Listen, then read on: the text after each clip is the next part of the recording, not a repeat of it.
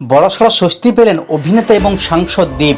নিয়োগ দুর্নীতি মামলায় ক্লিনচিট পেলেন ঘাটালের সাংসদ দীপক অধিকারী। ধূপে টিকল না বিগত লোকসভা নির্বাচনে তার প্রতিদ্বন্দ্বী বিজেপি নেতা হিরণ চট্টোপাধ্যায়ের অভিযোগ। লোকসভা নির্বাচনের আগে তখন ঘাটালের তৃণমূল কংগ্রেসের প্রার্থী দীপক অধিকারী ওরফে দেবের বিরুদ্ধে নিয়োগ দুর্নীতিতে যুক্ত থাকার অভিযোগ তুলে সোশ্যাল মিডিয়ায় একটি অডিও ক্লিপ পোস্ট করেন ঘাটালের বিজেপি প্রার্থী হিরণ চট্টোপাধ্যায়। সেই অডিও ক্লিপের সত্যতা যদিও যাচাই করা হয়নি। সেই অডিও ক্লিপ ঘিরেই ভোটের মরশুমে নতুন করে তৈরি হয় জল্পনা। হিরণ সে সময় দাবি করেন এই অডিও ক্লিপে যে দুজনের কথোপকথন রয়েছে তার মধ্যে একজন হচ্ছেন দেব, অপরজন তার অবসরপ্রাপ্ত সহায়ক। দুজনে টাকার বিনিময়ে চাকরির কথা বলছেন। এই অডিও ক্লিপ জমা পড়ে সিবিআই এর কাছে। দেবের বিরুদ্ধে কলকাতা হাইকোর্টে মামলা দায়ের করেন বাপ্পাদিত্য ঘোষ নামে এক ব্যক্তি।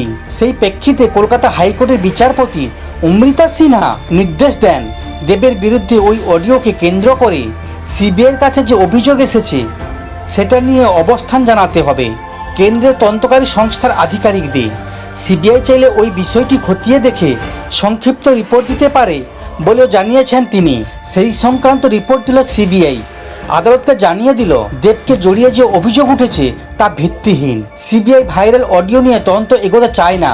সিবিআই রিপোর্ট দেখে মামলা নিষ্পত্তি করে দিলেন বিচারপতি অমৃতা সিনহা। প্রসঙ্গত অভিযোগ ওঠার সময়ে দেব দাবি করেছিলেন তার বিরুদ্ধে উদ্দেশ্য প্রণোদিতভাবে এমন অভিযোগ আনা হচ্ছে যার কোনো সারবক্তা নেই। দেব দাবি করেছিলেন এই ভাইরাল অডিও নিয়ে আমি এফআইআর করছি, ফেক অডিও বানানো হয়েছে। তাদের চিহ্নিত করতে ইডি সিবিআই যেখানে যা যাচ্ছে ডাকা হোক, কোনো নির্দেশ ছাড়া সেই মামলা নিষ্পত্তি হলো আজ।